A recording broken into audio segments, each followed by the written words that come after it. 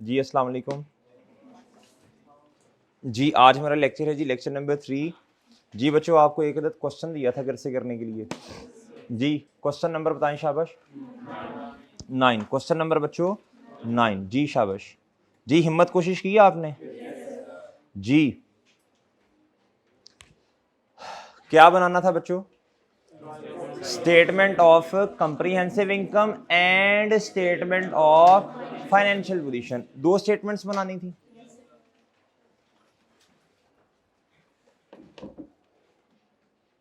जी दो स्टेटमेंट्स बनानी थी भाई। ये डाइस भी सही नहीं है। एक दफ़ा क्लास से पहले आके इन चीज़ों को ना एक दफ़ा देखा करें, बस ठीक है। अच्छा जी लें सर, आपने बनाई है घर से या आपने भी अभी मेरे साथ ही बनानी है? जी आपको मौका मिला जी? जी मौका मिला बच्चों? जी हैंड आउट जिसके पास नहीं है हाथ खड़ा कर दें, शाबाश। जिसके पास हैंड आउट नहीं है हाथ खड़ा कर दें, नहीं शाबाश। अच्छा अच्छा बस बस गुड्डू बातें नहीं करनी जी।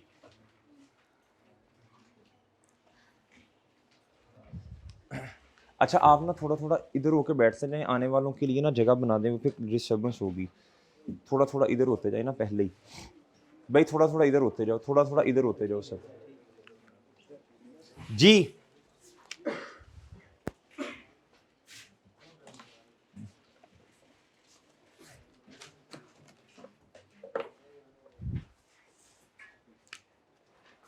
Sir question number 9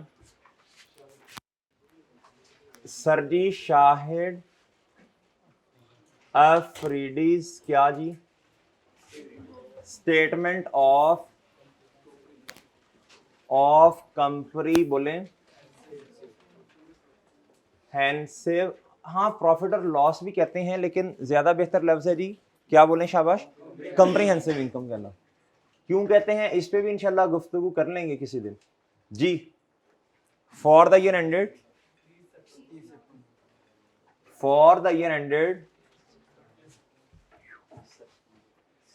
30th September 2000 बोले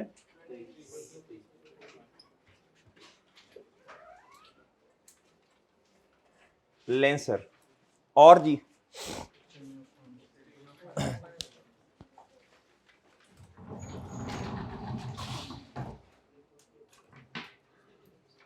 लें भाई। और जी इधर क्या आएगा?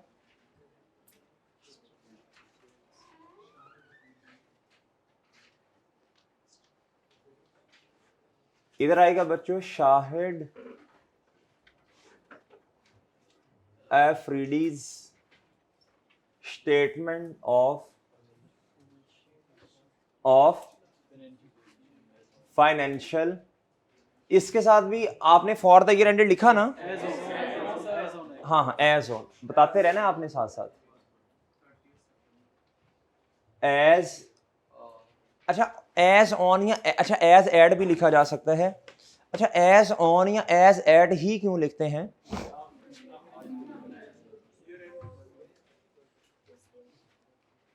एज एड या एज ऑन ही क्यों लिखते हैं बच्चों? जी क्योंकि इधर जो बैलेंसेस आते हैं ना वो अकाउंटिंग पीरियड के आखिरी दिन वाले आते हैं जी। 30 सितंबर 23 सर। ओके बच्चों, पहले फॉर्मेट बनवा दें जल्दी से, शाबाश। नेट से किससे बच्चों? जी इसमें क्या क्या आता है वैसे? ग्रॉस सेल में से मैं माइनस करूंगा, से रिटर्न माइनस करूंगा डिस्काउंट अलाउड जी। और जी कॉस्ट ऑफ सेल्स जी बताएं शाबाश, इसमें क्या आएगा? और जी प्लस परचेजेज नेट से किससे बच्चों? और जी प्लस जी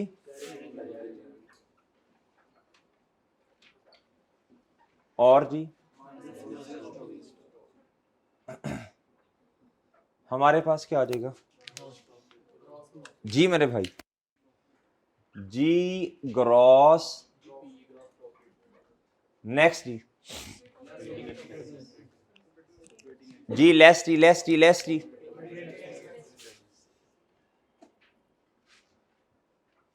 ऑपरेटिंग एक्स जी। इनके लिए क्या करना है जी, था छोड़नी है आपने, वो देख लेंगे ना क्वेश्चन में कितने के हैं। फिर जी ऑपरेटिंग जी, और जी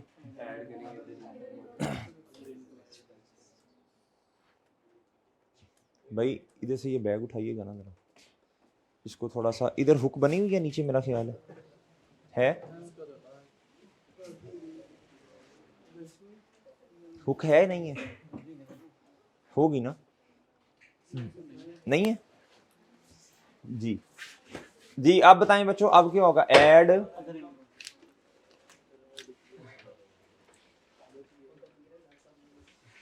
ऐड आज लैपटॉप ही ले आई हो बैग में तुम हैं,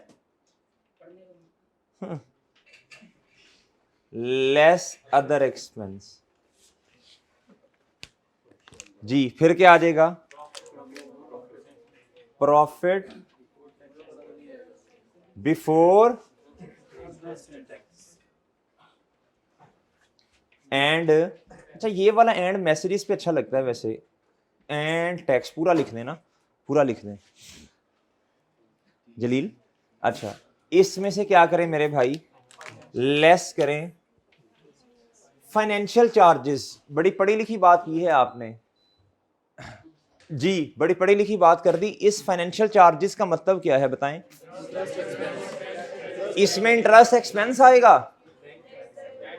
उसके अलावा बैंक से रिलेटेड जो भी फी है वो इधर ही आती है, सही है ना जी। लेस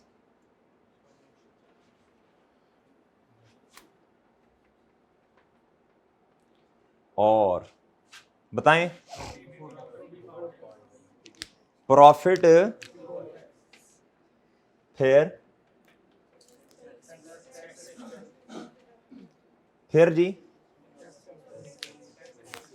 जी क्या किया सर ने, ऊंची बोलो ना, आपको फिर जवाब देना, लेस जी टैक्स एक्सपेंस, फिर जी फिर पैड पैड कह सकते हैं ना, उसी को ही नेट प्रॉफिट भी कहते हैं जी। प्रॉफिट इस फैट को कम करें, नहीं नहीं, इसको नेट प्रॉफिट भी कहते हैं, इसको प्यार से बोले तो जीपी, प्यार से बोले तो, इसको प्यार से बोले तो, इसको बच्चों, और इसको बच्चों, वैसे हमें, अच्छा भाई जगह ना खुद बना दीजिएगा, अब बार बार ना वो फिर जी। इधर ना जी, इधर ना जी, इधर ना हम इसको लिखते हैं बच्चों पैट, हाँ फिर आगे से कह देते हैं इसी को क्या कहते हैं, या लॉस। ओके भाई जी, आगे बताएं भाई।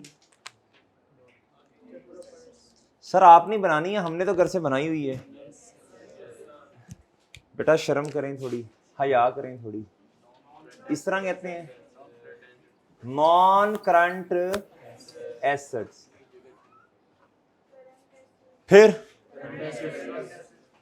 था छोड़ें और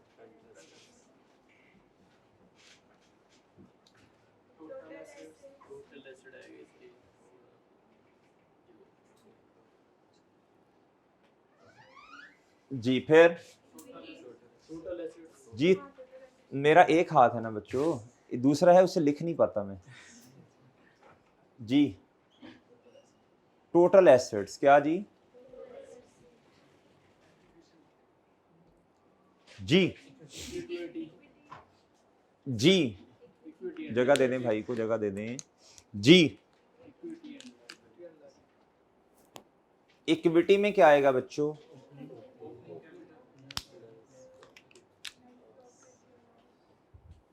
जलील ये तुम पकड़ लो, फिर मुझे दे देना ना बार बार वो।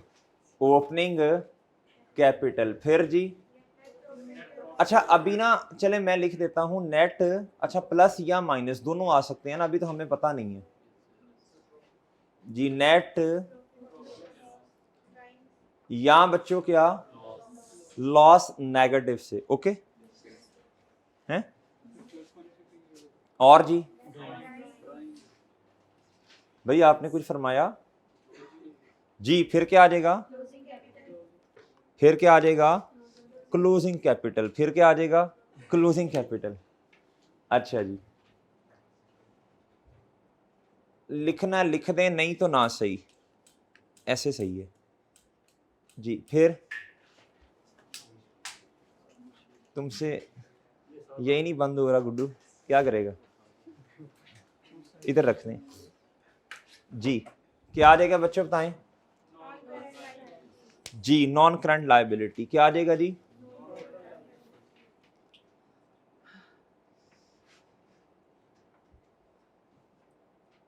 जी फिर बच्चों था छोड़ें और अच्छा वैसे ना मुझे पता है इस सवाल में ना नॉन करंट है नहीं, इसलिए ना वो था का थोड़ा रोला है ना, इसलिए मैं ना फिर इधर ही लिख देता हूं। कल ना इशू रिजॉल्व हो जाएगा, इसको इधर करवा देंगे ना जी। इधर जी, इधर क्या आ जाएगा बच्चों? टोटल इक्विटी एंड लायबिलिटी सिर्फ एक है तो लायबिलिटीज लिखे ना, ओके जी, ओके जी। अच्छा अब क्या करें, अब क्या करें? बोलो भी बोलो, बोलो शाबाश जी। आपके पास हैंड आउट है ना जुहेर साहब? क्या उसका नाम है? ऑनलाइन वालों के लिए क्या किया भला हमने? ऑनलाइन वालों के लिए वो हैंड आउट लगा दिया था उधर हैं? करवा दो ना यार, उधर भी तो करें ना, उधर उनको पोर्टल पे दें जी। अच्छा मैं इसको बंद कर दूं? आपके पास है ना हैंड आउट जी? तो ऑनलाइन वाले क्या करेंगे फिर? उनके भाई अपलोड कर दें ना उनको जी। चले मैं बंद नहीं कर रहा, गुजारा है ना थोड़ा बहुत। चले कैपिटल कितना बच्चों? अच्छा अब मेरी बात सुने, बहुत मुतवज्जे होकर ये बात सुनने वाली है, अहम बात करने लगा हूं आज। आज की पहली अहम बात आपकी तरफ फेंकने लगा हूं, आपने कैच करनी है, ड्रॉप नहीं करना कैच। Catches win matches. भैया ये ओपनिंग कैपिटल है या क्लोजिंग कैपिटल है? क्लोजिंग, क्लोजिंग है ना? सारा खू खाते हैं कल वाला। ओ भाई मेरे, ट्रायल बैलेंस में जो कैपिटल आता है वो नॉर्मली ओपनिंग होता है, उसकी रीजन है। और भाई एग्जामिनर कल भी बताया था एग्जामिनर चाहता है आप प्रॉफिट और लॉस स्टेटमेंट खुद बनाएं, उसने आपको किताब इधर ट्रायल के अंदर एक्सपेंसेस अलहदा से दिए हैं, आप ये बनाएंगे तो इधर से प्रॉफिट इधर लेके जाएंगे। याद रखना, ये बात याद रखना बच्चों, ट्रायल के अंदर नॉर्मली क्या आना चाहिए? क्लोजिंग आना चाहिए, मैं मानता हूं, लेकिन अगर उसने आपको क्लोजिंग बैलेंस खुद दे दिया, इसका मतलब है उसने ओपनिंग में प्रॉफिट या लॉस एड लेस कर दिया होगा ना, फिर वो, ये बड़ी अहम बात है, ये बहुत अहम बात है। फिर उसने आपको एक्सपेंस और इनकम सेपरेट क्यों दी है? क्या रीजन है बच्चों? रीजन ये है वो आपको ओपनिंग कैपिटल देता है इधर, और बच्चों फिर उसके बाद वो खुद आपसे वो चाहता ये है कि आप खुद बनाएं क्या बच्चों? प्रॉफिट और लॉस स्टेटमेंट। इसका जवाब आप खुद निकाल लें, और बात समझे हैं? जब इसका जवाब आप खुद निकाल लेंगे तो अब आपने जाके बच्चों इधर उसको ऐड करना है, ड्राइंग्स हैं, फिर जाके आपका क्लोजिंग कैपिटल आएगा। और बात समझ आई है? आई एग्री 100% नहीं, 1000% एग्री। कि ट्रायल के अंदर लिस्ट होती है क्लोजिंग बैलेंसेस की, एग्री एग्री 100% एग्री 1000% एग्री, लेकिन बच्चों कैपिटल नॉर्मली ओपनिंग होता है। वजह, एग्जामिनर जब कहता है ना prepare statement of comprehensive income या प्रॉफिट और लॉस स्टेटमेंट, तो बच्चों नॉर्मली कैपिटल ओपनिंग होगा, क्योंकि एग्जामिनर चाहता है कि मैं इन बच्चों को इनकम और एक्सपेंस सेपरेट दूं, ये खुद इधर लिखें और इधर से प्रॉफिट निकाल लें और इस ओपनिंग में एडजस्ट करें। नहीं, मेरी बात आप समझ ही नहीं रहे। आगे समझ, आगे समझ बच्चों जी। हाँ हाँ हुक्म करें। किस तरह, कैसे बैलेंसिंग फिगर निकालने? बैलेंसिंग फिगर के 10 नंबर नहीं देने उसने, ये स्टेटमेंट लेता, इसके 10 नंबर होते हैं पेपर में। बैलेंसिंग फिगर है जी, साइंसदान है जी। इन्हीं बातों की वजह से ना, बात छोड़ो अब, कायदे आज़म आपसे नाराज हैं जी। जी ये कैपिटल के केस में नॉर्मली ऐसा होता है। ले सर, नहीं वो देखो उसकी निशानी होती है ट्रायल के अंदर ना, अगर आपने इंट्रो अच्छी पढ़ी हो तो ये बात आपको उधर ही पता होनी चाहिए भैया। ट्रायल के अंदर ना, ट्रायल के अंदर इनकम एंड एक्सपेंस देने की रीजन ही ये होती है कि कैपिटल अभी एडजस्टेड नहीं है। और बात समझे हो, अगर वो एडजस्टेड हो ना तो फिर तो ये स्टेटमेंट बनाने की जरूरत ही नहीं है आपको। गुड्डू समझ रहे हो बात की नहीं समझ रहे जी? अच्छा बच्चों आप मुझे बताओ ये कैपिटल कहां लिखूंगा जी? 49675 49। अच्छा ये रुपीज में क्वेश्चन है ना, रुपीज में है, और ये भी क्या है बच्चों, रुपीज में है। 49675। जुहेर भाई मैं फिर प्रोजेक्टर बंद कर दूं हैं? ऑनलाइन वालों इंशाल्लाह आप वो हैंड आउट है ना उसको डाउनलोड कर लो। ले ली 49। अब ये लाइट्स भी चला दें आगे वाली, मेरा ख्याल चल जाएंगी। ये 49 है, ये रहा जी 49 ले ली। नेक्स्ट बच्चों ड्राइंग्स कितनी जी? सही है ना? Next cash. अच्छा जो लिखा है आपने तरतीब को फॉलो करना है, तरतीब फॉलो करें, टिक लगाते जाएं, ये काम मैं करता जा रहा हूं या करती जा रही हूं जी। कैश एट बैंक जी 44 जी। नेक्स्ट कैश इन लेंस जी हैं 112 बस। नेक्स्ट डेबिटर या डेटर ये क्या होते हैं जी? जिनको हमने चीजें सेल कर दी लेकिन उन्होंने अभी हमें हुजैफा पैसे नहीं दिए जी।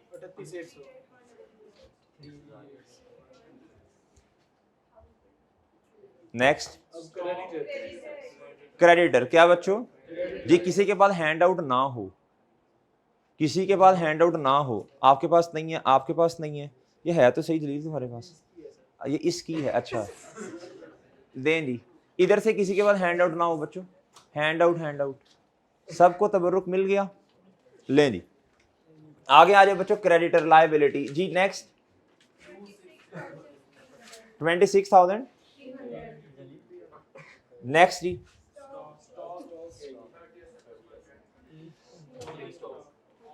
सुनना बच्चों बहुत तवज्जो से बात, इधर भी बच्चों को मसला आता है बच्चों। क्लोथिंग स्टॉक नॉर्मली उसने अदर इंफॉर्मेशन में दिया होता है। किस दर दिया होता है बच्चों? इधर थोड़ी सी जगह बन सकती है भाई के बैठने की जी। क्लोथिंग स्टॉक देखें उसने जाके किधर दिया हुआ है बताएं? वो ट्रायल से नीचे जाके देखें, ट्रायल बैलेंस के बाहर जाके दिया है जी। एक पेज मुझे भी देना जरा, मैं भी तो देखूं क्या हो रहा है इधर। कहता है जी अदर इंफॉर्मेशन में देखें बच्चों, कल समझाया था ये अदर इंफॉर्मेशन में आने वाली चीजों के दो इंपैक्ट होते हैं, सही है ना? कहता स्टॉक एज एट 30 सितंबर, हमारा ईयर एंड क्या है बच्चों? 30 सितंबर। और जो ट्रायल के अंदर स्टॉक आ रहा है वो बच्चों वो ओपनिंग है 30 सितंबर 22, पिछले साल का क्लोजिंग। या इसको ऐसे भी लिख सकता था वो 1 अक्टूबर 2022। असल में ना दो सिस्टम्स हैं, कितने हैं? एक है जी इन्वेंट्री के दो सिस्टम हैं, एक है बच्चे पीरियोडिक और एक क्या है परपेचुअल। अभी जो मैं लिखवाऊंगा ना बस आपने वो लिखना है, बाकी डिटेल हम तब पढ़ेंगे जब करेक्शन ऑफ एरर्स का टॉपिक आ जाएगा जी। अभी नोट करें, आपने जनरल नोट्स अपने बनाने हैं, जनरल नोट्स। अभी ना किताब में किसी प्रोमिनेंट जगह पे लिख लें, फिर जब चैप्टर स्टार्ट करेंगे ना फिर हर चैप्टर के सेपरेट सेपरेट सेपरेट आपने क्या बनाने हैं? जनरल नोट्स बनाने हैं।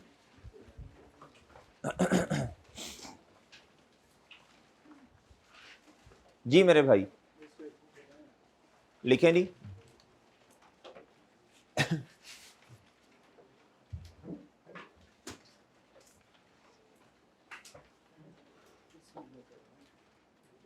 लेकिन चीजों को रिकॉर्ड करने के दो सिस्टम हैं,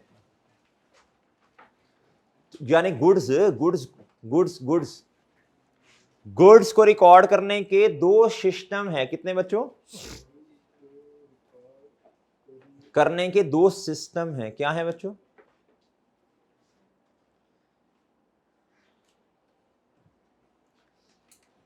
लिखें periodic and perpetual system.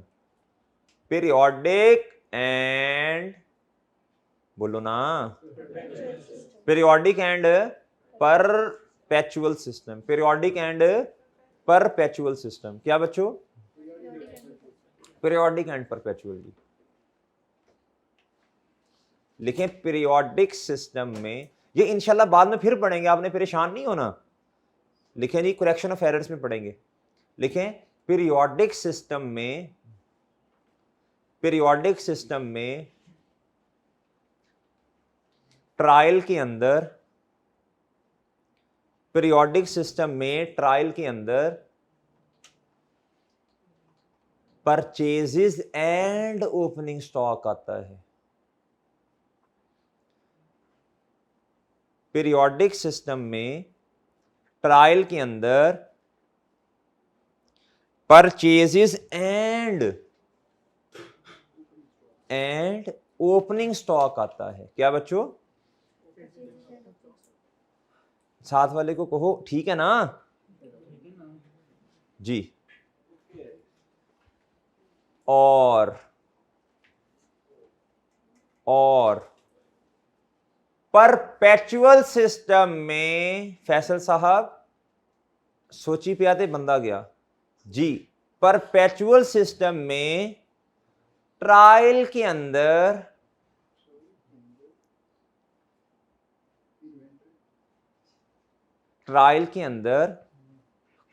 Cost of cell,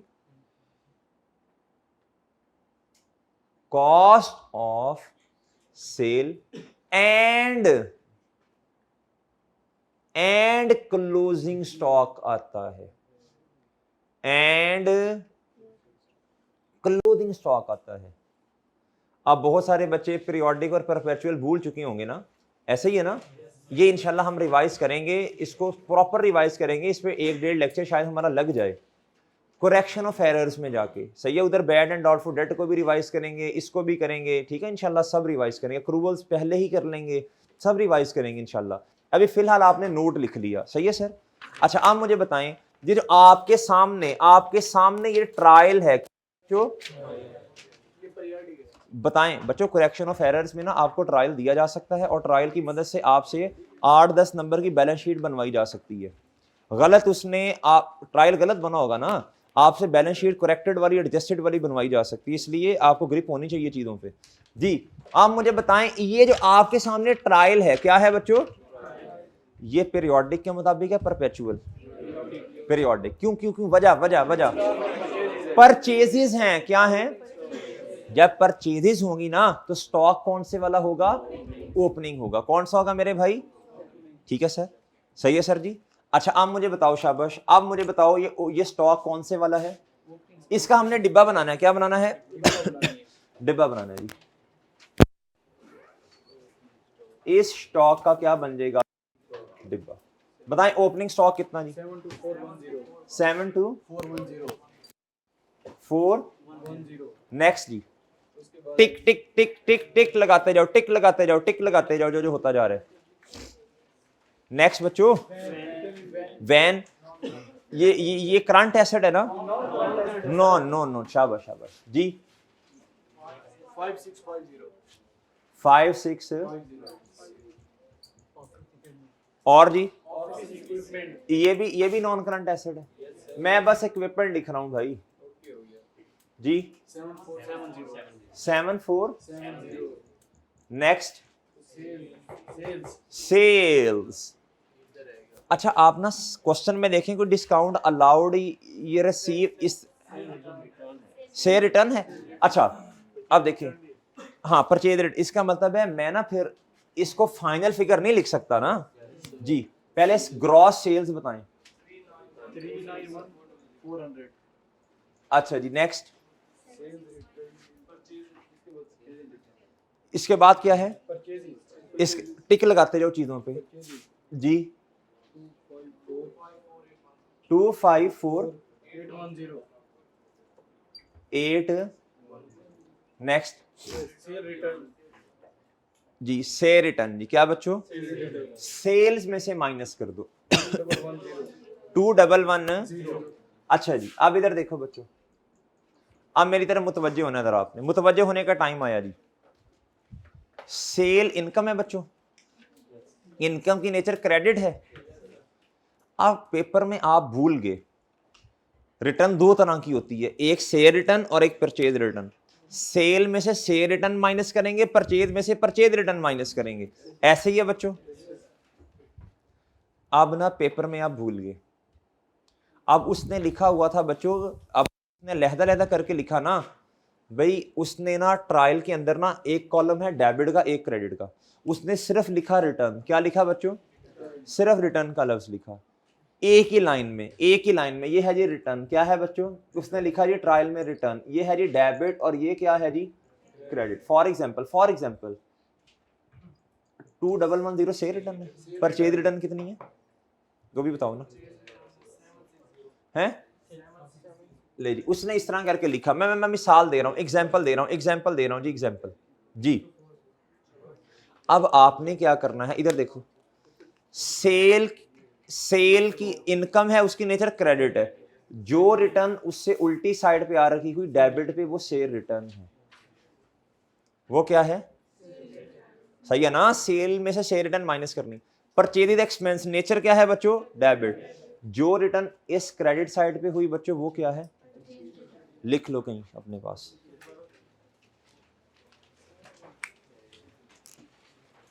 trial में डेबिट साइड पे आने वाली रिटर्न को से रिटर्न कहते हैं। ये आपने लिखवाया 760 कितना है? 1240 जी। और सही है, ठीक है। ट्रायल में डेबिट साइड पर आने वाले रिटर्न को से रिटर्न कहते हैं। भाई इतनी ना ऊंची बातें करें ना लेक्चर जी। ट्रायल में डेबिट साइड पर आने वाले रिटर्न को से रिटर्न कहते हैं। अगली बात, और ट्रायल में क्रेडिट साइड पर आने वाले रिटर्न को परचेज रिटर्न कहते हैं। ओके है। आपने ना एक लफ्ज सुना होगा कॉन्ट्रा। क्या? कॉन्ट्रा। कॉन्ट्रा का मतलब होता है उल्टा। उल्टा। सेल का कॉन्ट्रा है से रिटर्न। सेल की नेचर है क्रेडिट, से रिटर्न है उसका उल्टा कॉन्ट्रा, वो आएगी डेबिट साइड पे। किस साइड पे? अच्छा फिर उसके बाद बच्चों परचेज एक्सपेंस है बच्चों, डेबिट नेचर है। कॉन्ट्रा कहते हैं बच्चों उल्टा, तो परचेज रिटर्न किस साइड पे आ जाएगी? क्रेडिट साइड पे। किस साइड पे आएगी? ओके ओके बच्चों। अच्छा जी ये बात समझ आ गई है, ये मैं इसको रेज कर रहा हूं जी। लें सर जी, आगे बताएं, शाबाश। अच्छा आपने मुझे ये लिखवाया लेटस ये, हाँ जी, उसके बाद कैरिज कितना, ये डायरेक्ट इधर ही लिख दें। नेक्स्ट जी, रिटर्न आउटवर्ड कहते हैं, रिटर्न आउटवर्ड बाहर, हमने चीजें आउटवर्ड बिजनेस से बाहर चलेंगी, परचेज रिटर्न होती है ना बच्चों जी। माइनस नेक्स्ट, अब सुन लें बच्चों, बहुत तवज्जो से सुन लें।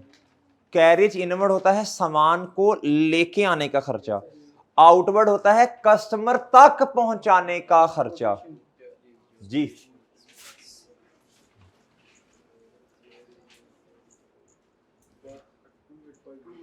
जी 2850 जी, भाई बातें ना करो, बातें ना करो जी। इधर आगे जी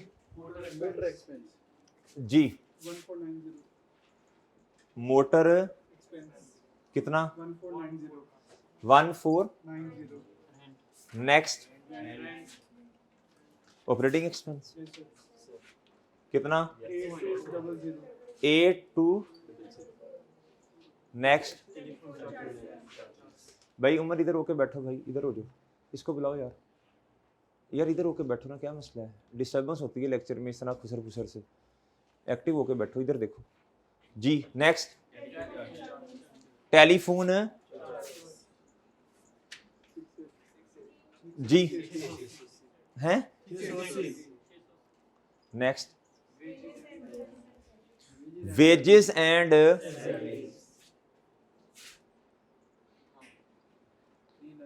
हाँ जी 39,600, नेक्स्ट क्या जी,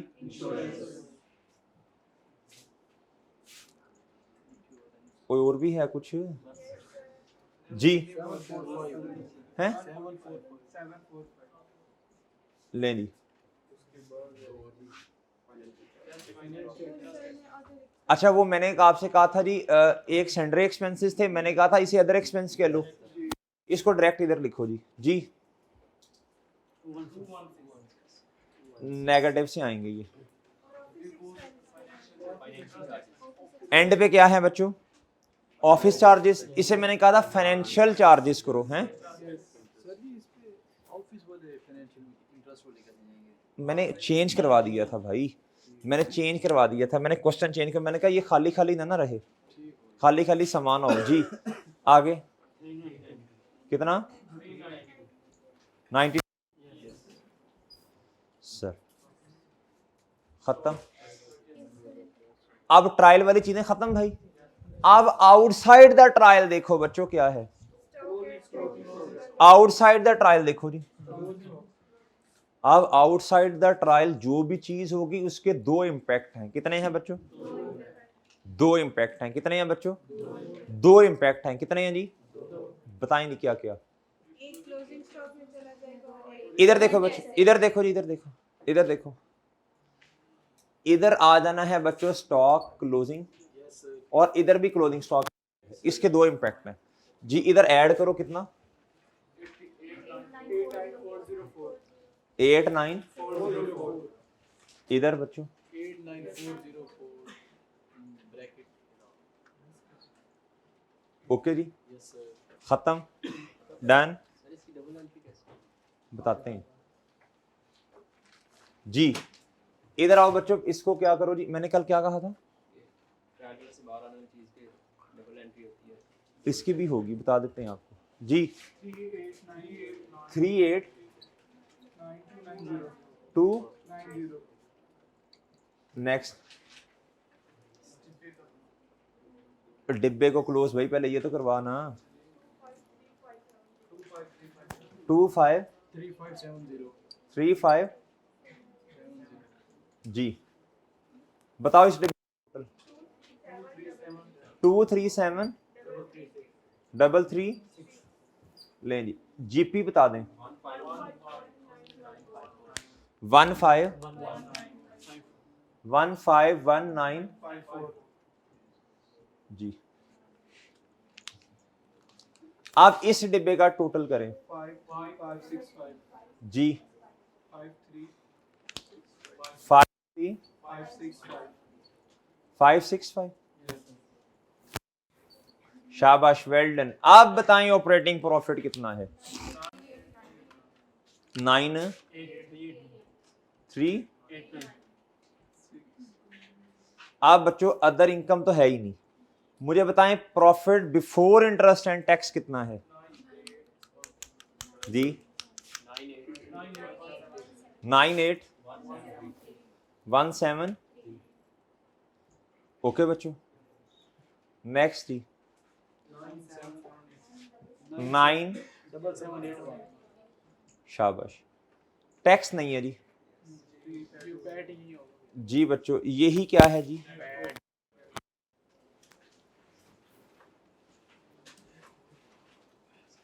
वो आपने टैक्स में पढ़ा होगा ना, टैक्स क्रेडिट मिलता है, वो सेक्शन 65 इस तरह के पढ़े होंगे ना आपने। वो नई नई आपने जी क्या उसका नाम है इंडस्ट्रियल प्लांट लगाया होगा, उसमें टैक्स क्रेडिट 100% मिल गया होगा, ले जी वो ये इस तरह की कोई बात होगी जी। ले जी बच्चों टोटल एसेट्स बता दे, टोटल एसेट्स बता दे कितना मेरे भाई? 14 ले जी। आप बताएं क्या करना है? नेट प्रॉफिट में ऐड करना है ना? क्या? 9778 जी। इधर 1156 जी बराबर 145। ओके बच्चों, डन सर। इस पे आप ग्रिप है? डन जी। हाँ फिनिश, कोई मसला जी? एक छोटी सी बात और सुन लें बच्चों, एक छोटी सी बात और सुन लें जी, एक छोटी सी बात और सुन लें बच्चों। वो बात ये है जो चीज ट्रायल का हिस्सा नहीं होती बच्चों, उसके दो इंपैक्ट होते हैं, यानी उसकी जनरल एंट्री फिर आपको खुद करनी पड़ेगी ना, ऐसी ही है ना? या फिर उन्होंने गलत की होगी या फिर आपको खुद करनी पड़ेगी। सर सर जी ये देखें, ये है स्टॉक, क्या है बच्चों? ये क्या है बच्चों? स्टॉक आपका क्या है? करंट एसेट, क्या है जी? इसकी एंट्री क्या होगी? एसेट बढ़ जाएगा, स्टॉक डेबिट, एसेट डेबिट, और कॉस्ट ऑफ सेल क्या? खर्चा है, क्या है बच्चों? एक्सपेंस, एक्सपेंस कम हो रहा है, कॉस्ट ऑफ सेल क्रेडिट। ठीक है भाई, ठीक है बच्चों, वो ठीक है। एक होता है पीरियोडिक सिस्टम, ये मैं दोबारा जाके भी बताऊंगा। पीरियोडिक सिस्टम ये असल में नई बात नहीं है, आप में से बहुत सारे बच्चे ऑलरेडी पढ़ के आए होंगे। सही है सर, इसलिए मैंने बता दी, वरना अपनी जगह पे बतानी थी मैंने जी। क्लोजिंग स्टॉक की एंट्री होती है बच्चों किस सिस्टम में? बोलो। पीरियोडिक में, परपेचुअल में नहीं होती। क्यों नहीं होती? उधर जाके इंशाल्लाह गुफ्तगू कर लेंगे। सर क्या एंट्री होती है क्लोजिंग स्टॉक की? स्टॉक डेबिट जी, कितने से जी? और सर जी कॉस्ट ऑफ सेल्स बताएं। लें सर, ओके सर जी, जी करने दी एक आधे मिनट में नोट।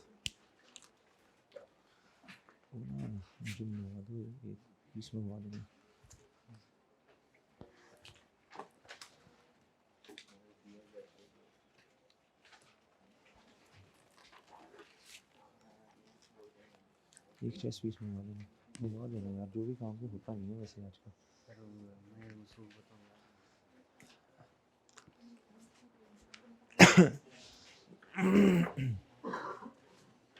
जी ओके बच्चों, डन डन सर।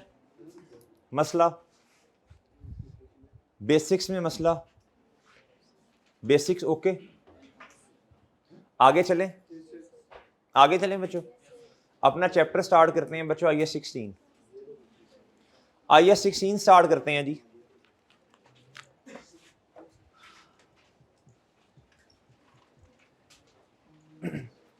इस स्टैंडर्ड का नाम है बच्चों प्रॉपर्टी प्लान एंड इक्विपमेंट। क्या है बच्चों? इस स्टैंडर्ड का नाम है बच्चों property plan and equipment. Property में बच्चों याद रखना दो चीजें आती हैं, लैंड एंड बिल्डिंग। कितनी बच्चों? प्लांट में कितनी चीजें आती हैं बच्चों? प्लांट बसाते खुद एंड मशीनरी। बाकी जो चीजें बच जाती हैं बच्चों वो सारे इक्विपमेंट के अंदर आ जाएंगी। किस में आ जाएंगी बच्चों? एसी हो गया, भाई बातें नहीं, ओ गुड्डू नहीं करनी ना बातें। एसी हो गया, फर्नीचर हो गया, कंप्यूटर हो गया, इस तरह की व्हीकल गाड़ी होगी बच्चों, इस तरह की जो चीजें हैं ये सारी किस में आ जाएंगी बच्चों? व्हीकल, ये आ जाएंगी इक्विपमेंट में। किस में आ जाएंगी बच्चों? सादो सामान। क्या बच्चों? सादो सामान। ये बात समझ आती है सर? ये बात समझ आ गई सर? डन जी। इधर तक कोई मसला? अब मैं प्रोजेक्टर ऑन करने लगा हूं, जिसने तस्वीर लेनी है ले लें। ओके ना सर? ऑन हुआ भाई? है? हो गया जी? क्या स्टॉक एसेट है जी आपका? काउंटिंग पीरियड के एंड पे जो स्टॉक पड़ा एसेट है जी। स्टॉक एसेट, एसेट की नेचर डेबिट, बढ़ना डेबिट। और दूसरा इंपैक्ट किधर जा रहा है वो डिब्बा देखें, cost of sale. Cost of sale में जा रहे हैं ना? हाँ या ना भी करना है, पता चले आप क्लास में मौजूद हैं। दूसरा यहाँ यहाँ यहाँ ये FAIR 1 की क्लास है ना, आज तीसरी क्लास है ये 89404 ये इस डिब्बे में आ रहे हैं बच्चे? आ रहे हैं ना जी? अब मुझे बताएं अगर ये मैं ना 89404 तो कॉस्ट ऑफ सेल ज्यादा हो जाती। इसने कॉस्ट ऑफ सेल को क्या किया? तो कॉस्ट ऑफ सेल एक्सपेंस है ना, एक्सपेंस क्या हो गया? एक्सपेंस की नेचर डेबिट, बढ़ना डेबिट, कम होना। डन? डन जी। ले सर जी सर। अब आप आ जाएं बच्चों, अब हम डिस्कस करते हैं बच्चों अपना चैप्टर जी IS 16। ये तो बेसिक्स थी ना, ये तो हमने बेसिक्स पे गुफ्तगू की है। IS 16 है बच्चों property plant and sir property, शाबाश, प्रॉपर्टी प्लांट एंड बोलो ओके सर जी। प्रॉपर्टी में कितनी चीजें आती हैं बताएं, शाबाश। अच्छा बल्कि इससे पहले एक बात आपको बता दूं, ये जो स्टैंडर्ड है ना ये वाला, ये टेंजिबल एसेट्स के लिए है। किसके लिए है? टेंजिबल एसेट्स क्या होते हैं जी? पढ़ी लिखी बात करनी है, पढ़ी लिखी। ये नहीं कहना जिसे छुआ जाए ना छुआ जाए। फिजिकल एग्जिस्टेंस जिनकी होती है बच्चों उन्हें क्या कहा जाता है? एसेट्स दैट है फिजिकल एग्जिस्टेंस। उन्हें क्या कहा जाएगा? उन्हें क्या कहा जाएगा? Tangible assets. क्या कहा जाएगा? And those assets that give benefit more than 1 year but do not have physical existence, उन्हें क्या कहा जाएगा? इंटेंजिबल। उन्हें क्या कहा जाएगा? भाई ये तो बात पता है ना। ये स्टैंडर्ड किसको डील करेगा मेरे भाई? इनटेंजिबल एसेट्स को। किसको करेगा? टेंजिबल को। टेंजिबल को नेमतुल्लाह भाई ये रेस कीजिएगा जरा। इसकी भाई पिक शिक ले ली आपने जी? ये कर दें रेस सर। जल्दी जल्दी जल्दी जरा, आधा मिनट है, हो गया टाइम। जल्दी जल्दी जल्दी हाथ चलाना। अल्लाह जी, ये हमारी नौजवान नस्ल के हालात हैं, आपके सामने ही है। जो मैं कहना चाहता हूं आप सुन नहीं सकेंगे जी। ओ रहने दे। अच्छा इधर आए बच्चों, इधर। डेप्रिसिएशन। क्या बच्चों? Sir IS 16 property plan and equipment. Asset आपके पास आ गया सर। जब एसेट आ गया सर जी आपने एंट्री क्या की होगी? बोले शाबाश। आपने कहा जी नॉन करंट एसेट डेबिट, वो प्रॉपर्टी भी हो सकती है, प्लांट भी हो सकता है, इक्विपमेंट में से भी कोई चीज हो सकती है। सर ये डेबिट हुआ, कैश बैंकिंग या पेबल क्या हो गया मेरे भाई? क्रेडिट। अब जूं जूं वक्त गुजरता जाएगा इस एसेट ने अपनी वैल्यू को लूज करना है, कम करना है। सही है सर? अब याद रखिएगा, एसेट अपनी वैल्यू दो तरह से कम करता है। दोबारा फिर सुने, एसेट अपनी वैल्यू दो तरह से कम करता है। कैसे कैसे? एसेट अपनी वैल्यू दो तरह से कम करता है। जो आपने आईटीए में पढ़ा था वो एक वजह थी, दो नहीं थी। वो था बच्चों क्या, जैसे जैसे एसेट पुराना होता जाएगा एसेट अपनी वैल्यू लूज करेगा, जिसे बोले तो डेप्रिसिएशन। क्या कहते हैं बच्चों उसे? ये आपने आईटीए में पढ़ा था। एक और भी रीजन होती है एसेट के वैल्यू लूज करने की। भैया अगर एसेट की वैल्यू ही उतनी नहीं रही, मार्केट में उस तरह की कई एसेट्स और आगे हैं, लोग आप जो यूनिट्स बनाते हैं उसको खरीदने में इंटरेस्टेड ही नहीं है, तो सर जो एसेट आपके पास पड़ा है ये अपनी वैल्यू क्या कर देगा? कम कर देगा। इससे कहते हैं बच्चों आपका एसेट इंपेयर हो गया। क्या हो गया? ये सिर्फ आपके नॉलेज के लिए आपको बताया है, क्योंकि कुछ बच्चे ये सवाल पूछते हैं कि सर जी ये जो आपने वैल्यू कम की है ये वैल्यू ज्यादा भी हो सकती है। बिल्कुल हो सकती है, वो बात की बातें इंशाल्लाह अभी हम जो डिस्कशन करेंगे वो मैंने आपको बता दिया। एक वजह एसेट के कम होने की होती है with the passage of time, consumption के साथ साथ एसेट अपनी वैल्यू क्या कर देगा? कम कर देगा। दूसरी वजह ये होती है एसेट की मार्केट वैल्यू ही कम हो गई या बहुत सारे रीजन की वजह से। सही है सर? और ऐसा भी होता है एसेट की वैल्यू बढ़ भी सकती है, वो बात की बातें हैं। वो क्या है बच्चों? अभी जो हम डिस्कस करने लगे हैं, एसेट अपनी वैल्यू क्या कर रहा है? लूज करेगा with the passage of time. किस वजह से? डेप्रिसिएशन की वजह से। ये बात क्लियर है? आगे चलूं भाई? अब वो बात आपके ज़हन में नहीं आनी चाहिए कि सर एसेट की मार्केट वैल्यू ज्यादा हो गई है, कम हो गई है, वो बात की क्या है बच्चों जी? अभी हम सिर्फ इसको डेप्रिसिएशन को डिस्कस करेंगे जी। जी डेप्रिसिएशन की डेफिनेशन जी आती है जी किसी को? क्या आती है बच्चों? सिस्टमैटिक एलोकेशन ऑफ, बोलो शाबाश, of non current asset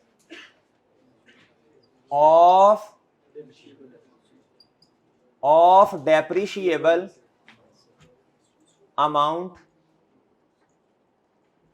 over the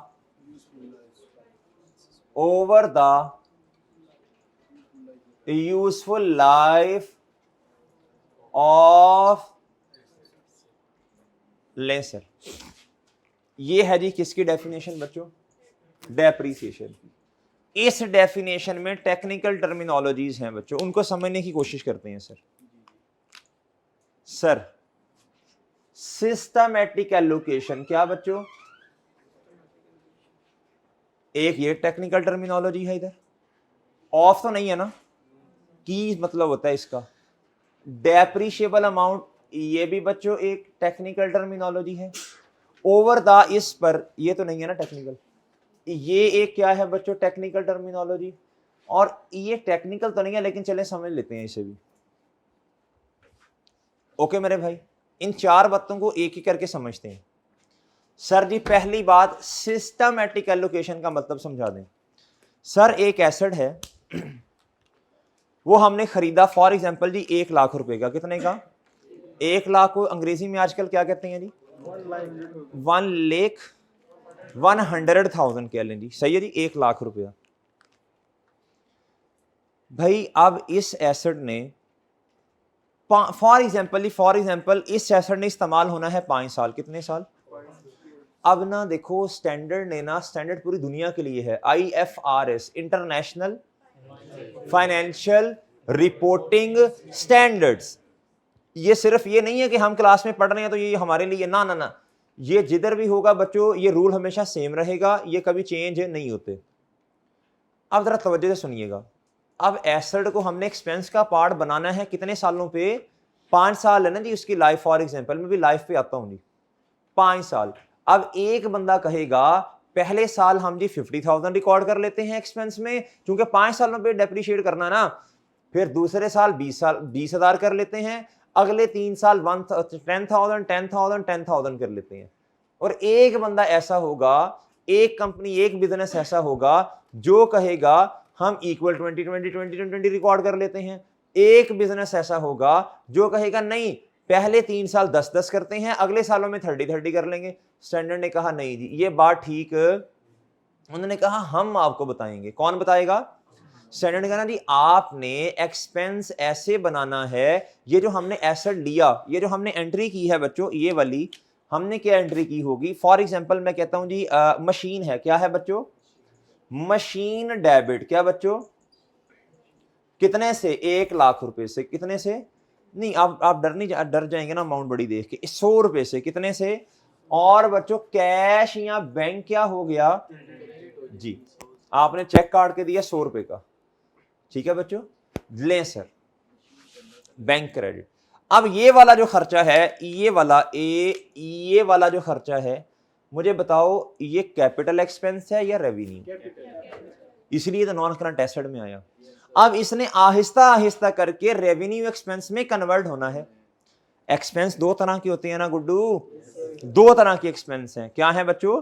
अभी मैं नोट करवाऊंगा, मैं बनवाऊंगा इंशाल्लाह, सब बनवाऊंगा। दो तरह के खर्चे हैं, अभी तो जुबानी बता रहा हूं ना, बना के दिखाऊंगा डायग्राम जी। दो तरह के खर्चे, एक है बच्चों कैपिटल और एक क्या है बच्चों? रेवेन्यू। ये जो आपने एंट्री की है बच्चों, ये क्या है? ये कैपिटल एक्सपेंस की एंट्री है। किसकी है बच्चों?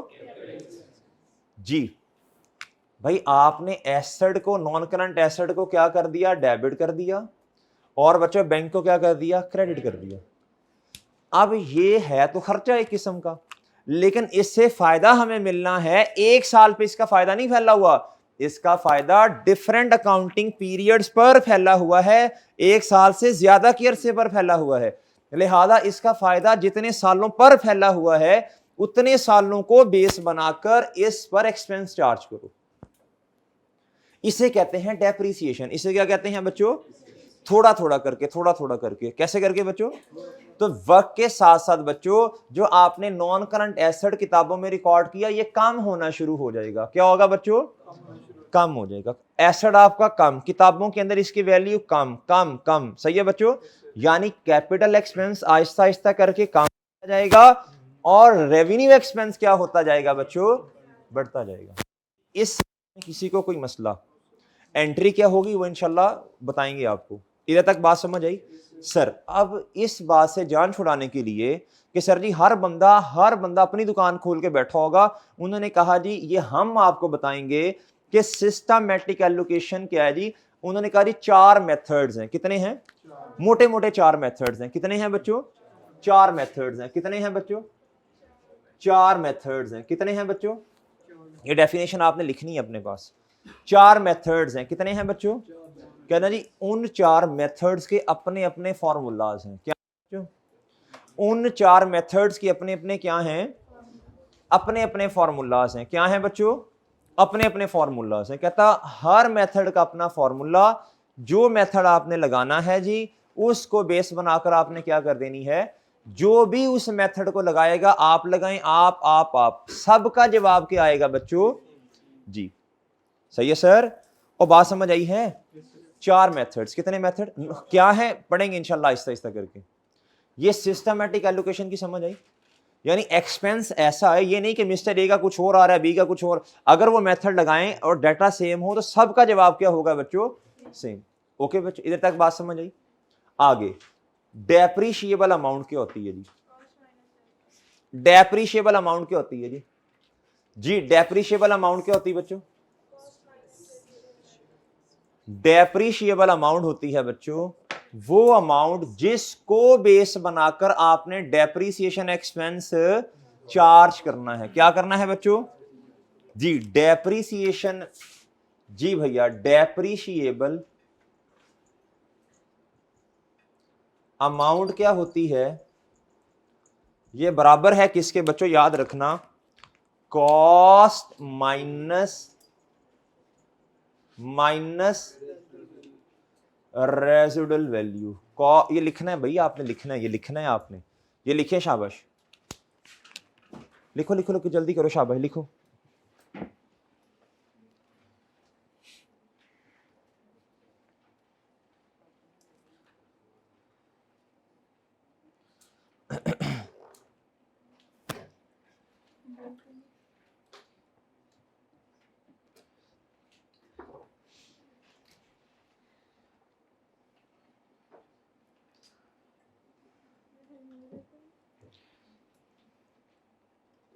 जी लिखें लिखें, जल्दी करें, शाबाश।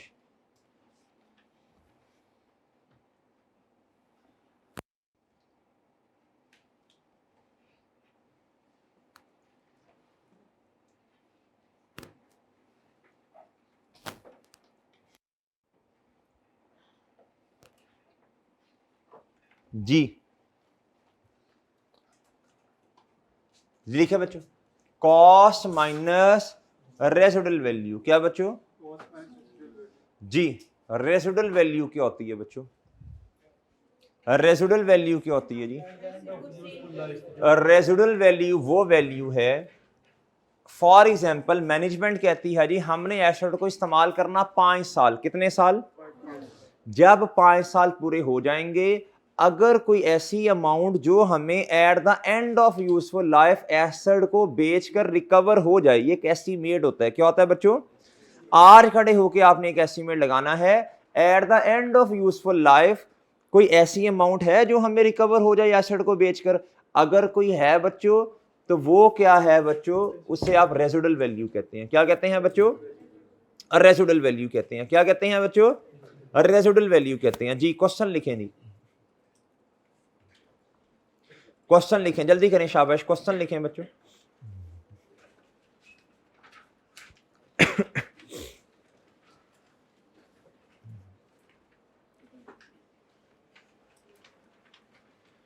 On 1st Jan 2023, on 1st Jan 2023, entity purchased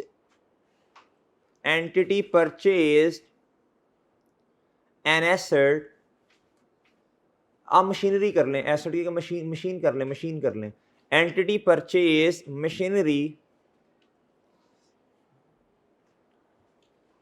worth amounting to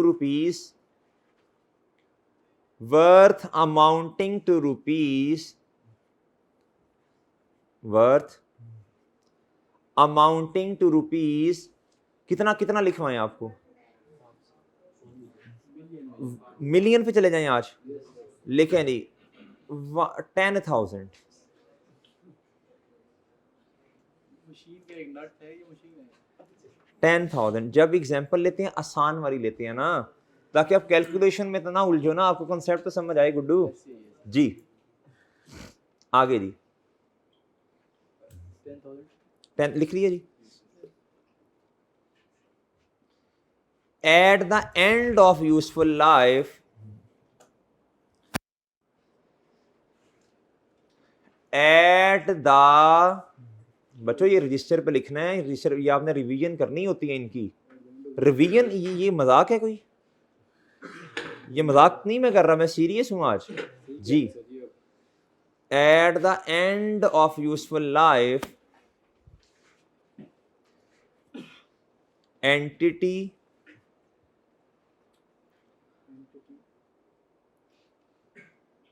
estimates that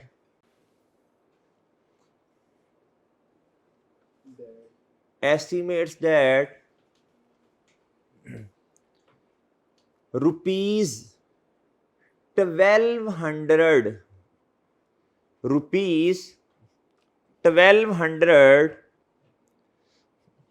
will be recoverable,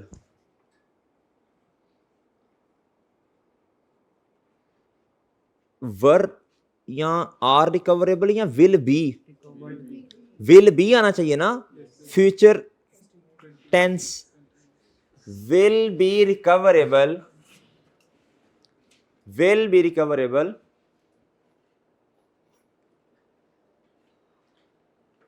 from the disposal of, यार तो फॉर्म छड़ा है, लिख भाई, फ्रॉम, यार कोई ना क्या उसका नाम वैकेंसी खाली हो ना अंग्रेजी के उस्ताद की बता देना यार, ये भाई जरा 2 घंटे पढ़ाया करेंगे अंग्रेजी जी। From the disposal of an asset, अच्छा चलिए मशीनरी, एन ना लगाओ फिर भाई, अंग्रेजी के वो बैठे हैं टीचर, वो गलती निकालेंगे हमारी, एन ना लगाना भाई। वॉल पढ़े थे आपने, वॉल के वॉवल पढ़े थे ना, AEIOU। अच्छा जी जी, अच्छा जी, कितने पैसे रिकवर कर लेंगे? 1200 रुपया ना। बट अब आप देख लें आपको BU डबल टी वाला अच्छा लगता है या टी वाला। But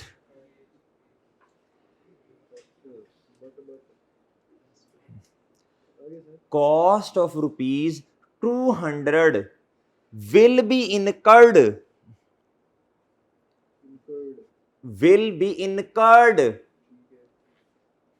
due to disposal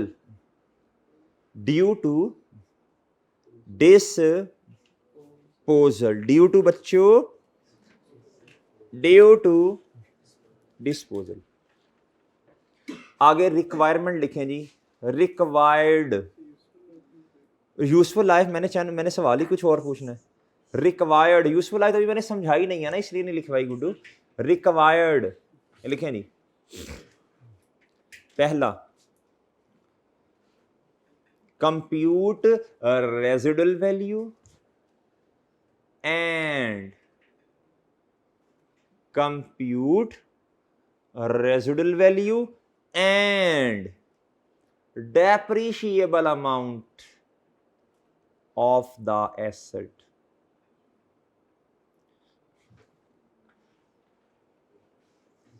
compute बोलो residual value and depreciable amount of the asset। जवाब बता दीजिए, पहले रेजिडुअल वैल्यू का बताएं फिर डेप्रिशिएबल अमाउंट का बताएं। लें जी, शामा पै गई हैं। 8800 रेजिडुअल वैल्यू, डेप्रिशिएबल, शाबाश। रेजिडुअल वैल्यू तो 1200 जी। सोच लें भाई, आपको टाइम दिया जाता है।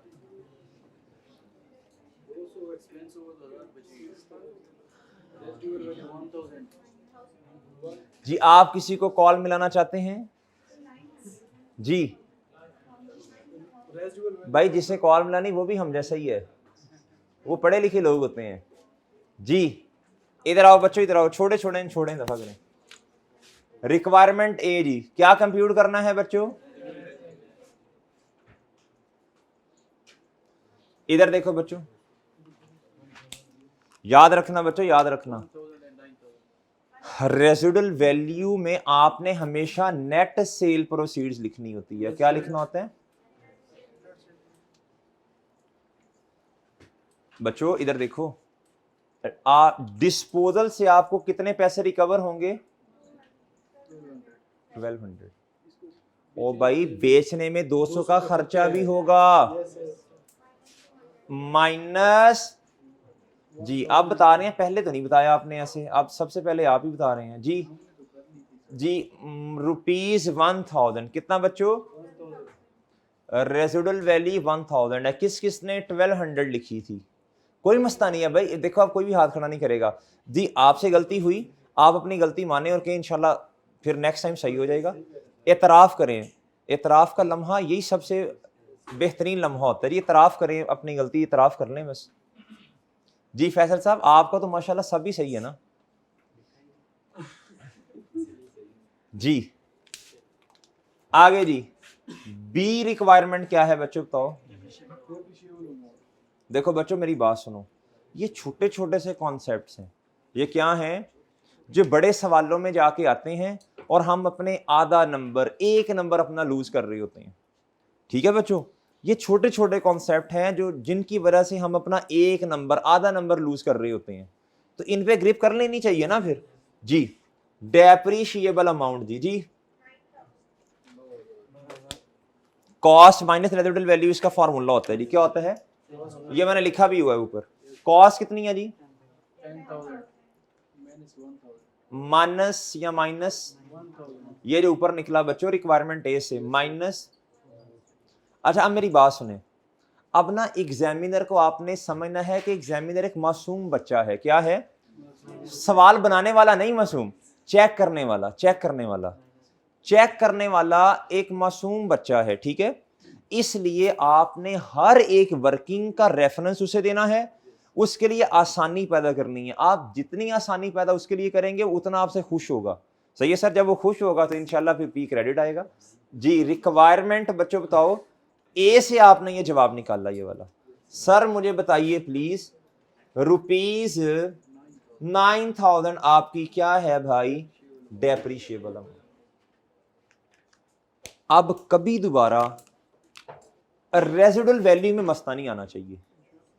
अब कभी दोबारा रेजिडुअल वैल्यू में मसला अब नहीं आना चाहिए बच्चों। अब ये आपको पता चल गया, आपका जो एस्टीमेट है आज खड़े होके एसेट इतने का बेच देंगे, माइनस उसमें से बच्चों इसकी डिस्पोजल कॉस्ट भी तो करेंगे ना। और बात समझे हो? और बच्चों बात समझे हो? अब ये डिस्पोजल कॉस्ट क्या होती है सुन लें जी। भाई आपने एसेट बेचना था, आपको पता है जी इस तरह का एसेट एजेंट के थ्रू ही बेचा जाता है, ठीक है बच्चों, उसे कमीशन वगैरह पे करना पड़ेगा ना। दूसरा, एसेट को उठा के लेके जाने की कॉस्ट है। इस तरह की एक दो कॉस्ट जो है ना वो इसमें आती हैं। ओके बच्चों, ये बात समझ आई सर? आपको ये डेप्रिशिएबल अमाउंट समझ आई? आपको डेप्रिशिएबल अमाउंट समझ आई? हमने डेप्रिशिएबल अमाउंट को समझते हुए सार रेजिडुअल वैल्यू को भी समझ लिया। अब बच्चों पहले मैं इधर आता हूं, एसेट। एसेट क्या जी? इधर किस एसेट की बात हो रही है? अभी जुबानी जुबानी बताता हूं फिर इधर समझाऊंगा। इधर किस एसेट की बात हो रही है? Non current. वेल डन, शाबाश, नॉन करंट। और नॉन करंट में भी किसकी बात हो रही है? इनटेंजिबल। इनटेंजिबल भी तो है ना भाई, वो इंशाल्लाह आपको उस्ताद FA2 में पढ़ाएंगे, इनटेंजिबल एसेट, ठीक है सर, जिनकी फिजिकल एग्जिस्टेंस नहीं होती, वो भी अपनी वैल्यू लूज करते हैं, लेकिन उसके लिए कॉन्सेप्ट है अमोर्टाइजेशन जी। इधर नॉन करंट एसेट है बच्चों, और क्या है जी? Tangible asset. डन जी, ये तो आसान बात है। बच्चों यूजफुल लाइफ क्या होती है? सर अब बहुत तवज्जो से बात सुननी है, बहुत तवज्जो से क्या जी बात सुननी है बच्चों। लाइफ ना दो तरह की होती है, अक्सर सवालों में आएगा, बड़े बड़े सवालों में 15-17 नंबर के सवाल हैं, उधर छोटे छोटे पॉइंट्स आ जाते हैं। ये एक होता है बच्चों इकोनॉमिक लाइफ, एक होता है, अच्छा यूजफुल लाइफ तो मैंने लफ्ज बोल दिया ना, कभी कभी वो थोड़ी बताएगा आपको ये यूजफुल लाइफ है, बस लाइफ दी होगी उसने। अब आपने खुद समझना होगा कि आपने कौन से वाली लाइफ उठानी है, यूजफुल। और अगर खुद उसने बता दिया फिर तो आसान होगा ना, इकोनॉमिक लाइफ को इग्नोर कर देंगे जैसे आपको किया जाता है। इस तरह मेरे भाई आपने कौन सी वाली लाइफ उठानी है? Useful life. कौन सी उठानी है?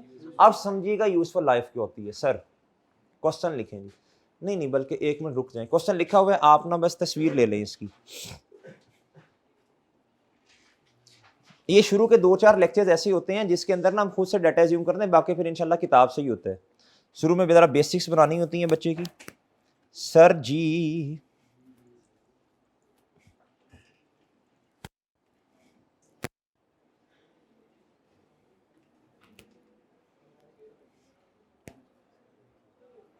ये पढ़िएगा जरा, ये एग्जाम्पल नंबर 60। एग्जाम्पल नंबर ये हमारी FAR1 की किताब में नहीं है, ठीक है, इधर से पढ़ लें बस, इसकी तस्वीर आप ले लेंगे।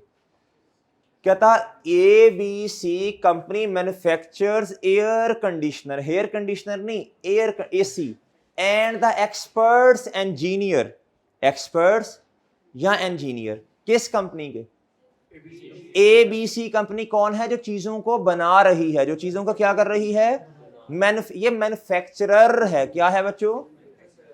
अच्छा आप ध्यान से जरा, वो कंपनी जो चीजों को मैन्युफैक्चर कर रही है, उसके जो एक्सपर्ट्स हैं, इंजीनियर हैं, उन्होंने कहा aspects economic life of the asset is 5 साल। इकोनॉमिक लाइफ कौन बताता है बच्चों? मैन्युफैक्चरर। और वो बात की बातें हैं ना, वो तो मैन्युफैक्चरर जो है उसके इंजीनियर्स बताएंगे ना जी।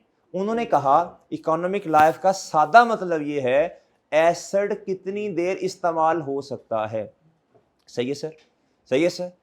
कहता however Honda Atlas buyer have a policy to replace this AC after 3 years to avoid. उचियां निकलना मेरे भाई, देखो ना उनका लेवल है भाई होंडा एटलस, वो कहते हैं भाई हम 3 साल के बाद AC रिप्लेस कर देंगे। वजह क्या होती है बच्चों?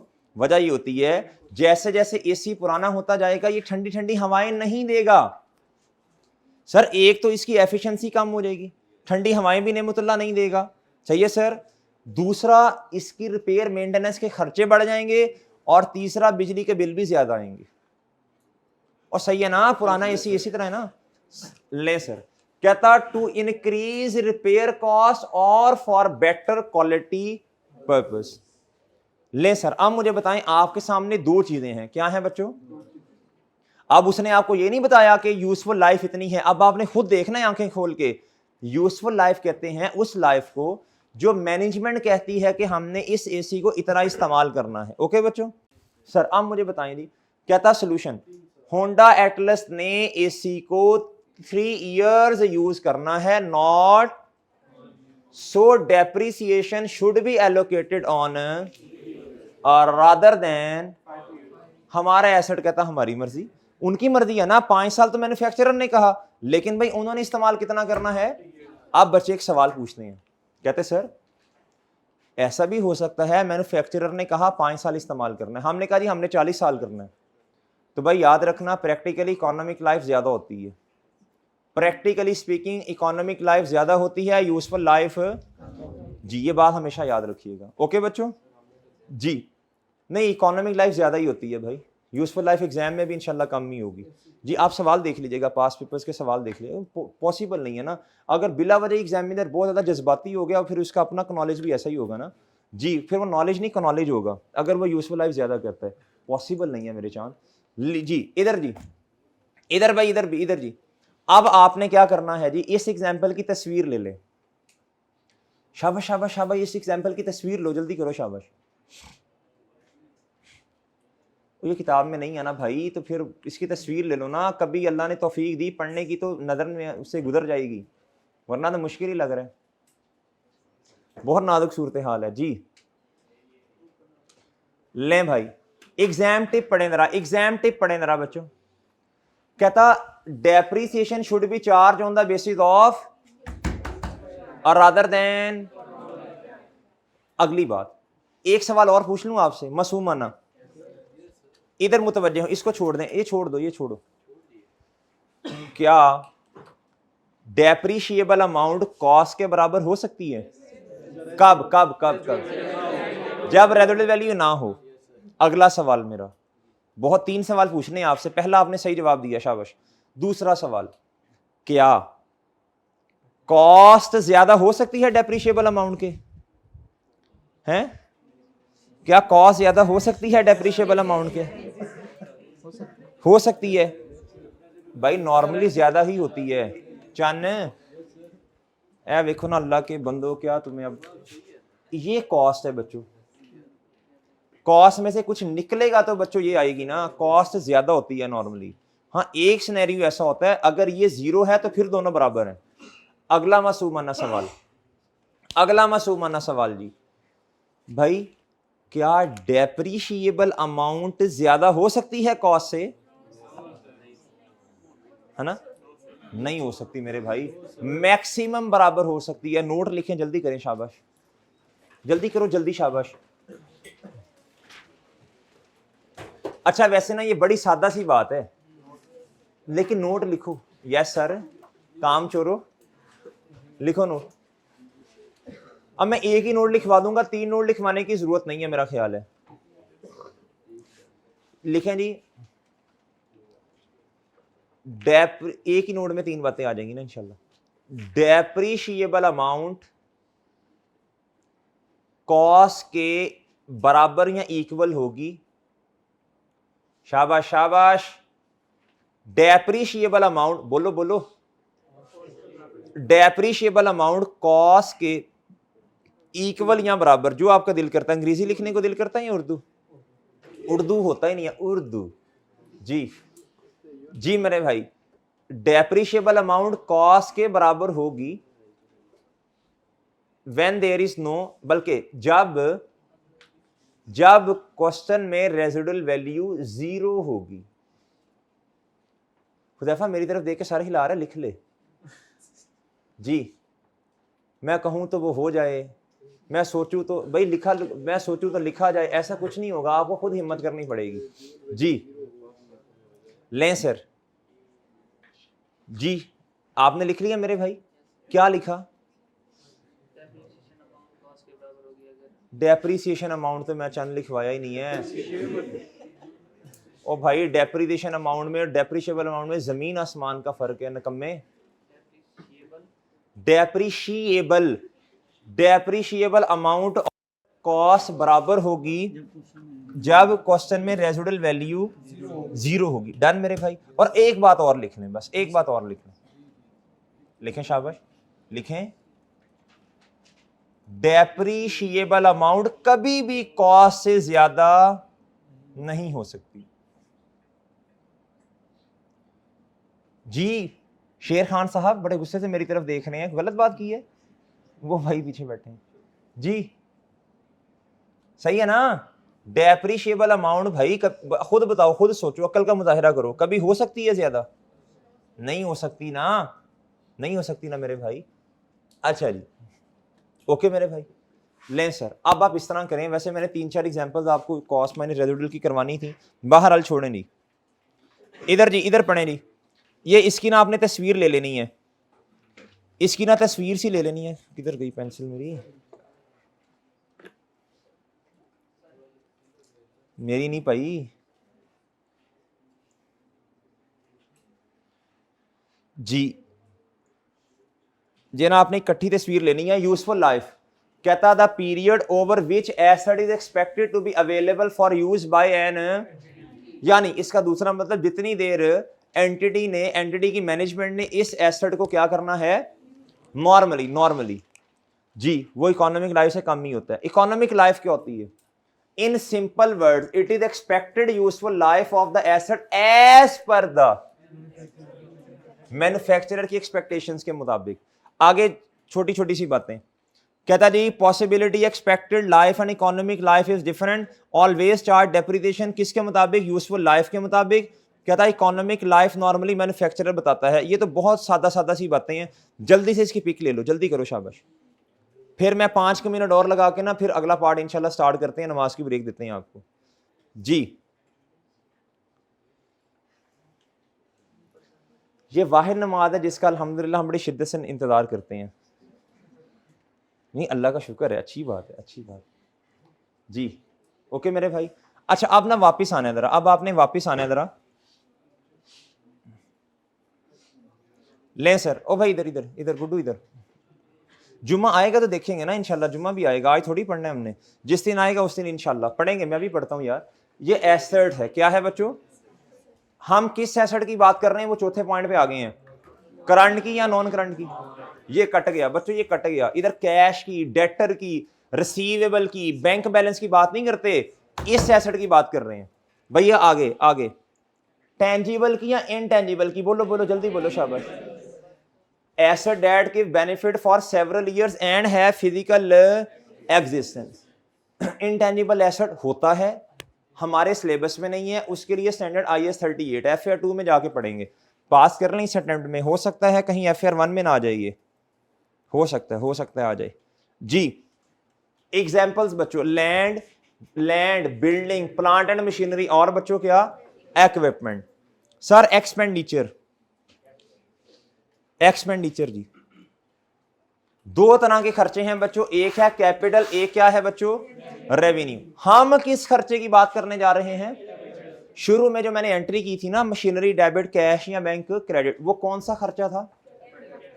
यानी अगर मैं सादा बात करूं तो नॉर्मली कहता इनसे फायदा मिलता है सेवरल ईयर्स, क्या?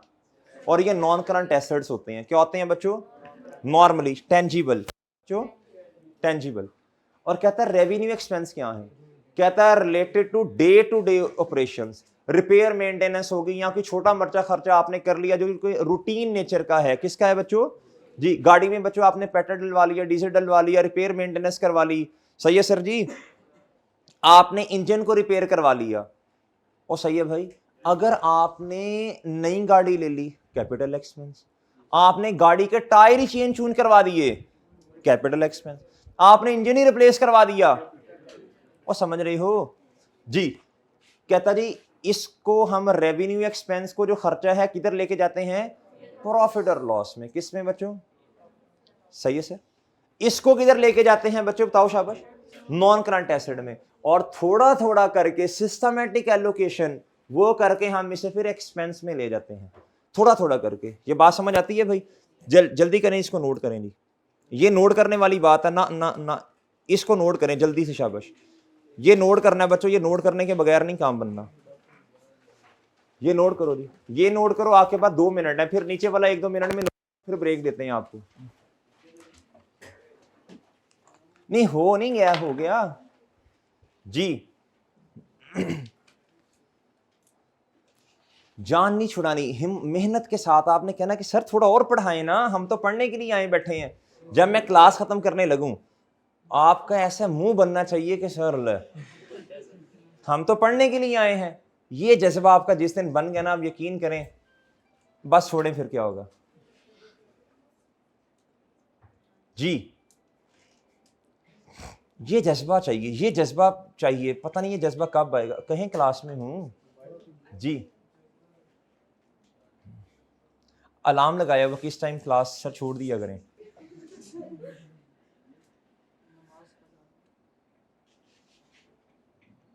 जी मेरे भाई पढ़नी है अल्हम्दुलिल्लाह, नमाज पढ़नी है अल्हम्दुलिल्लाह, पढ़नी है।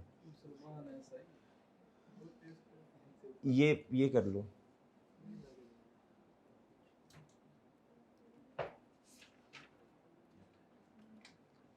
जी। मेरा भी एक दोस्त है, उसने पिछले 4 साल से अलार्म लगाया हुआ है, बस वो सुबह बजता है कोई और उठता है, बाकी सब उठ जाते हैं। मेरे भाई नहीं, माशाल्लाह भाई की फिक्र की वजह से पढ़ लेंगे ना सब। भाई को भी देखना। भाई लिख लिया आपने? जब लिख लें तो इस तरह हाथ खड़े करके बता दीजिएगा ना। चलें चलें, बाकी भी हिम्मत करें, बाकी भी हिम्मत करें, शाबाश। जब इंशाल्लाह वापस आएंगे तो फिर स्ट्रेट लाइन मेथड स्टार्ट कर देंगे भाई।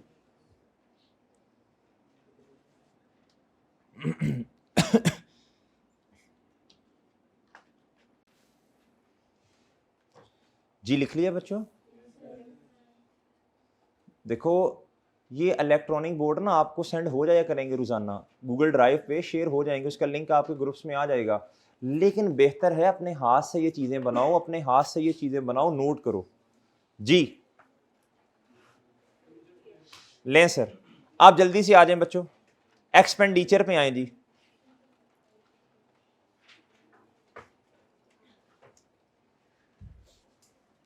कल तकरीबन 4 से 5 बच्चों ने आके बताया कि सर वो आपने बहुत बेहतर किया, आपने जी वो बेसिक्स रिवाइज करवाई हैं जी।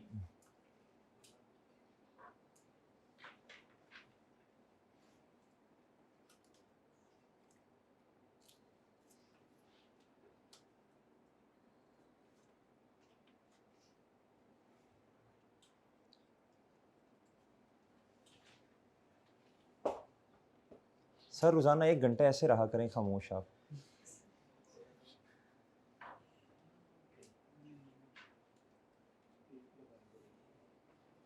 शर्म करो जलील, सुन लिया मैंने।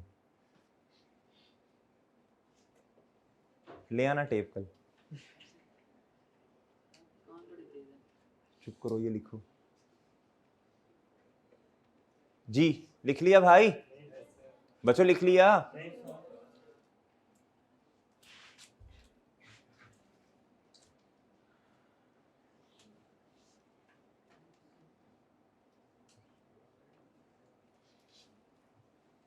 जी लिख लें तो हाथ खड़े कर लें।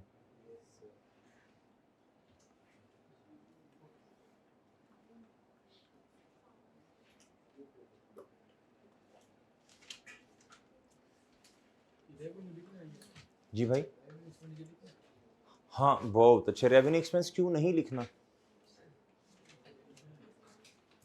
जिस अटेम्प्ट में दे दी ना आई के आपकी एग्जाम में 25 के नंबर की थ्योरी, लग पता जाना है उस अटेम्प्ट में। अभी तो उसने हाथ रख बोला 8-10 नंबर का, कोई एक अटेम्प्ट आनी है ऐसे आगे। कि हो सकता है स्कीम चेंज होने से पहले पहले एक आधी अटैम्प्ट ऐसी आ जाए जिसमें फड़काए ज़रा, पहले ही खैर फड़का रहा है वो। जी बच्चों याद रखना, किसी एक आधी अटैम्प्ट में थ्योरी उसने दे देनी FR1 में ज़रा 25-30 नंबर की, ज़रा टका के, और यही छोटी छोटी बातें होनी है, लेकिन उस तरफ ध्यान नहीं हमने दिया होगा।